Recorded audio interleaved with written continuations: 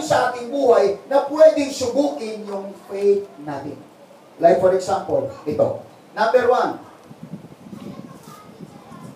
a broken relationship. Sometimes, ito ang nangyayari mga kapatid ko, hallelujah, ang isang pagkasira ng magandang relasyon.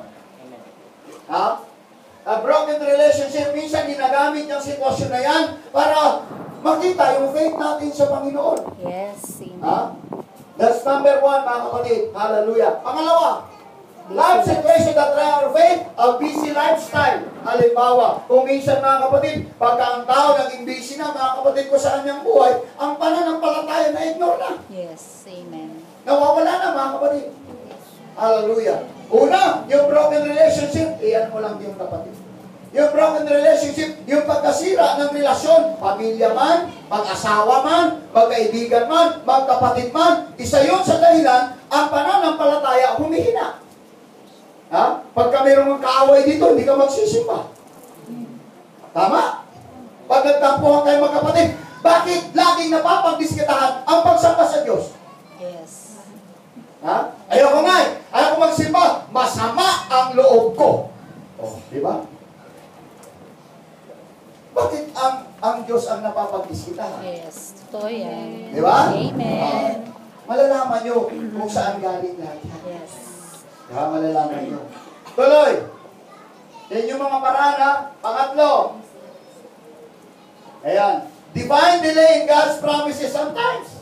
Pag nadidelay yung mga pagpapala sa ating buhay, parang nakakainit, nakakapagod. Yes, totoo yan. Di ba? Amen. Lord, bakit gano'n? Tagal. Ang tagal, Lord. Yes. Ang tagal na ako nagpipray, Lord. Hanggang Yes. kailan? Amen. Diba? Amen. Sometimes, yun ang kuminsan ang nararanasan ng karamihan ng mga tao, lalo na ang mga mananampalataya. Yes, amen. Habang hinintay mo, lalong tumatagal. Amen. Woo! Huwag na lang hintayin. Kaya, ingatan ang daw natin. Ha? Ano pa? Apat. Emotional problem. Emotional problem. Yes. Isa yun sa nakakapanghina, mga kapatid. Pagka umaatake ng emotion, Yes. kasi lahat ng nasa taas, mga kapatid ko, hallelujah, kasama talaga itong emotion, mga kapatid. Pag nararamdaman mo lahat yung tatlo na yun, Yes. mga kapatid ko, nako, ang hirap, mga kapatid, pagka nag-i-emote ka na. Kaya nga may emotion eh, kasi nag-i-emote ka. Pag nag-i-emote ka, nawawalan ka ng gana, nawawalan ka ng gana mag-pray, nawawalan ka ng gana magsamba. Kasi emote na emote na emote ka. Masarap Diba? mag-emote. Maraming bagay sa ating buhay, mga kapatid, na nasasalin tayo, kaya tayo nag-i-emote. Yes. Ha? Yun yung emotional problems, mga kapatid. Nakalimitan, mga kapatid ko. Tinatry yung faith natin, mga kapatid. Last, panglima. Hallelujah. Family problems. Sometimes ganun. Yes. Mga problemang pampamilya, problema sa anak, mga kapatid ko. Isa yun, mga kapatid. Ayaw yung sumama sa akin. Eh, di pare-pareho na lang tayo may impyerno nito. Yes. Hello? Amen. Meron bang kinakausap ng Diyos ngayon? Amen? Amen. Kaya nga mga kapatid, ito yung mga sitwasyon na kung saan, mga kapatid ko, ito yung area sa ating buhay na kung saan nakaka-disappoint, mga kapatid. Ito yung sinasabing difficulties, ito yung nakakasakit ng puso, nakakasakit ng damdamin, mga kapatid ko, sa bawat area ito. Pero may pangako ang Diyos. John chapter 16 and verse 23, anong sinabi ng Panginoon? Hallelujah. Ganito ang sinabi. I have told you these things so that in me you may have peace. Tingnan nyo ha, pag nasa Panginoon ka, lahat ng mga kapatid, isipin mo, pagsubok sa pananampalataya mo, ang buhay mo raw mga kapatid ko ay magkakaroon ng kapayapaan. In this world, you will have trouble. In this world, you have tribulation. Kaya pagkakaisipan mo mga kapatid, mga sanlibutan, may puro trouble talaga. Yes. Amen. Puro kaguluhan. Ito yan. Pero sa Panginoon daw, kapayapaan mga kapatid. Kaya nga, take heart, I have overcome the world. Kaya nga, in-overcome ng Panginoon, hindi ko kasi kasi kayang i-overcome ang mundo. Kaya nga siyang nag-overcome. Siyang nanalo, mga kapatid ko, sa mundo ito. Kaya nga pagka ang Panginoon nasa buhay mo, ma-overcome mo rin ang lahat ng disappointment sa buhay mo. Dahil sa Panginoon. Amen. Everybody say amen. Amen. In this world you have peace. Meron kang kapayapaan, mga kapatid ko sa Panginoon. Meron kang kapayapaan, meron kang katuwaan, meron kang kasiyahan, mga kapatid. Pero sa mundo ito, nako, ang dami mong kapigatian. Yes. Kaya umalis ka, mga kapatid, sa kaloob ng mundo. Yes. Amen. Sa Panginoon karoon ng mga kapatid. Everybody say amen. Amen. Ha? Yun yung isang problema, mga kapatid ko. Kaya nga, mga kapatid, sabi niya, ang mundo ito, pag-aari ng sino bang nagmamayari ng mundo? Di ba si Satan? Yes. Inari niya, sa Diyos to eh. Pero mga kapatid ko, inangkin niya. Yes. Yun yung the greatest squatter, mga kapatid. Si Satan. Ini-squat niya yung mundo. Kaya nga, mga kapatid, nandito siya sa mundo, hallelujah, na mayroong kaaway na gusto, mga kapatid, exploit, mga kapatid ko, ang ating sarili sa area na kung saan ka rin mahina. Yes. Amen. Gusto niyang sirain ka. Yes. Tandaan nyo, may kaaway tayo. Yes. Amen. Amen. Hindi yung kapitbahay natin, kaaway natin. Ha? Ang kaaway natin, si Satanas. Amen. Si Satan na kung saan, ano ba ang objektibo ni Satanas? Ano ba ang plano niya, mga kapatid? Dapat nating maunawaan, mga kapatid ko, kung ano ang plano talaga niya. Ito yung plano niya. Daniel chapter 7, verse 25. Hallelujah. NIV yan, sis. King James. King James? NIV. NIV yan. He will speak. Verse 1 na lang. O, dito ako sa Tagalog dyan guys, sa English ha. At siya magbabadya ng mga salita laban sa kataas-taasan at lilipulin niya mga banal ng kataas-taasan at kanyang iisiping baguhin ang panahon at ang kautusan at sila magbibigay sa kanyang kamay hanggang sa isang panahon at mga panahon at kalahati ng isang panahon. Kailan na nangyayari yun? Na binago na, mga kapatid ko, ang sistema ng mundo. Ngayon na ang panahon. Yes. Amen. Binago na niya, mga kapatid. Gusto niyang lipulin ang mga miyembro ng kataas-taasan.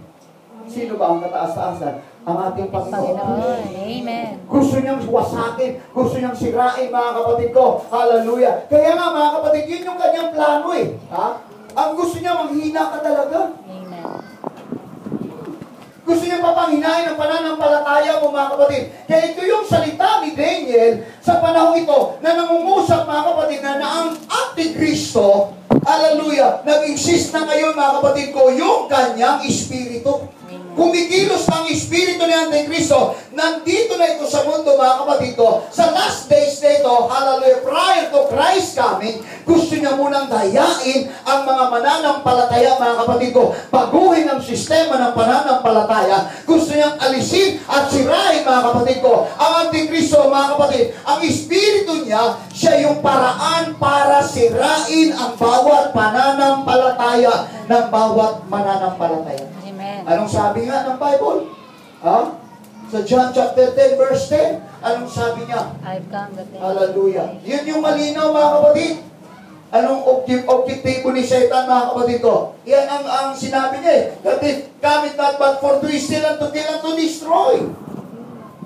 Naparito siya para pumatay, sumira, wasakin, patayin ka, literal. Hindi yung pananampalataya mo. Amen. Gusto niya manghina ka. Gusto niya, mga kapatid, kung hindi ka sasamba. Gusto hindi ka maglingkod sa Panginoon. Gusto kanyang alisin sa pananampalataya. Gusto niyang tatamarin ka, mga kapatid ko, sa pagsamba sa Diyos. Gusto niyang mawala ka sa pananampalataya mo. Yan yung pagsira, mga kapatid. Kaya kailangan magkaroon ka ng kaalaman. Anong sinabi ni Apostol Pablo sa 2 Corinthians chapter 2 verse 11? Hallelujah. Lest Satan should get an advantage of us, for we are not ignorant. Eh nga, huwag kang mag-ignorante sa kanyang mga ginagawa. Alam mo ang ginagawa niya, mga kapatid. Hallelujah. Everybody say amen. Amen. Kaya nga, dapat maunawaan natin, mga kapatid, sa buhay nito kung ano ang plano ng kaaway sa ating mga buhay. Everybody say amen. Amen. Ha? Alam natin mga kapatid ko na kung ano ang objektibo niya, kung ano ang gusto niyang sirain mga kapatid ko. Hallelujah. Kaya nga tayo, kailangan natin ng pananampalataya. Kailangan natin mga kapatid ang isang malalim na pananampalataya sa Panginoon para ang sarili mo makakapag-desisyon ka kung ano yung gawin mo, masama man o mabuti. Anong sabi ng quote na ito mga kapatid? Hallelujah. We are not given a good life or bad life. We are given a life. It's up to us to make it good or bad. Yes, it's our choice. Hindi na tayo binigyan lang ng buhay mga kapatid ko or buhay na masama mga kapatid. Ang ibinibigay sa atin ng Diyos, buhay. Totoong buhay. Kaya nga, kung ibinigay sa iyo ang totoong buhay, ito yung born again experience mo, ikaw ang nakakaalam, it is your choice mga kapatid kung gagawa ka ng masama o gagawa ka ng mabuti. Yes. Ang Diyos nagbubuhos ng pagpapala, ang Diyos nagbubuhos ng espiritual na kalakasan, pero nasa iyo pa rin ang pagpapasya. Yes. Hallelujah. Dahil meron tayong freedom of choice. Yes. Ikaw pa rin ang pipili sa sarili mo. Gusto mo maging masama? Go on! Gusto mo maging mabuti? Go on mga kapatid. It is your choice. Amen. And that's life. Amen. Yan ang buhay. Yes. Tingnan mo mga kapatid ko, dahil sa pananampalataya mga kapatid, sinunod nila mga kapatid ko yung gusto ng kanilang sarili. Anong sinabi ng picture na ito? Tingnan nyo. Hallelujah. Hindi yan, yung isa. Huwag mo na yan. Ayan. Parang kamukha ko.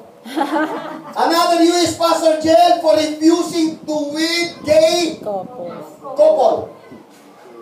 Ayan. So, pinili niya, mga kapatid, di bali na makulong. Yes. Di bali na siya makulong, mga kapatid ko. Huwag lang siya sumalungat sa Diyos. Kaya saludo ako sa kanya. Bakit? Di bali nang makulong, mga kapatid ko. Huwag lang daw, mga kapatid, hallelujah. Yes. Sundin yung kanyang sariling katotohanan. Amen. Hindi lang pang makukulong. Marami pang makukulong. Kaya di ba sinabi ko sa inyo, pag naapurbahan ang same-sex marriage dito sa Pilipinas, makukulong talaga ako. Bakit? Ito na yung last days persecution. Bakit mga kapatid ko? Sasadyain nila yan. Yes, amen. Sasabihin ni Satanas doon sa mga parehong bakla. Punta ka doon sa St. Francis, may pastor doon kayo magpakasal. Pupunta naman dito ngayon. Pag hindi ko ikakasal, pupunta sila ngayon ng munisipyo mga kapatid. Ay, may pastor doon, ayaw kami ikasal. Anong pupunta dito? Authorities na. Posas. Kagaya niya. Kawawa naman si pastor. Alam niyo ba mga kapatid, pagka susunod ka dyan, sisirain yung programa ng pagkakasal. Ayaw minakis na bride. O, sinong halikan mong bride? Parehong lalaki. Yes. Diba? Masira yung programa. Amen. May programa kami sa pagkakasal mga kapatid Ikaw lalaki, tinatanggap mo ba ang lalaki ito? O, sira na! Ang singsing na ito ay susuot ko sa iyo. Tanda ng aking pagmamahal sa iyo. O, ikaw naman babae, ang singsing na ito, biruin mo sisirain mo yung programa ng pagkakasal. Nang ikakasal, babae at lalaki lang. Kaya di bali na makulong siya. Yes. Kasi yun ang buhay mga kapatid Ikaw yung pipili sa buhay mo mga kapatid. Yun nga lang mga kapatid ko, persecution. Yun nga lang mga kapatid, problema yan. Yun nga lang, conflict yan. Bakit? Maghihima siya ng rihas.